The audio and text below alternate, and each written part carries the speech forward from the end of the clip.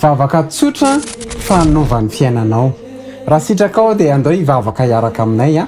Rehefa vita ny vavaka dia manasanao a hizara amin'izany amin'ny olona tianao.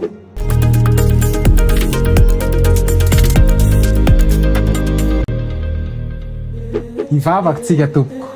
Tompo Jesosy eo miaika fampanota ary mila mpamonjy. Mino aho fa matony ny fahotako teo amin'ny hazo fijaliana ianao. Ary mino aho fa ianao zany mpamonjy zany Jesosy. Tsy mahavitra tena fa ianao mpanavitra ahy. Ary androany dia apetrako aminao ny finoko. Ary ianao irery no Andriamanitra sy mpanjakako mandrakizay. Ka amela ny fahotako rehetra. Avy miaina atao anatiko ary mandrosoa atao am-poko Jesosy. Raisy ny toeranao. Soraty amin'ny bokin'ny fiainana ny anarako. Tehirizo zao fanoloran-tenako zao. Aza vela hiala aminao mandrakizay aho. Amen.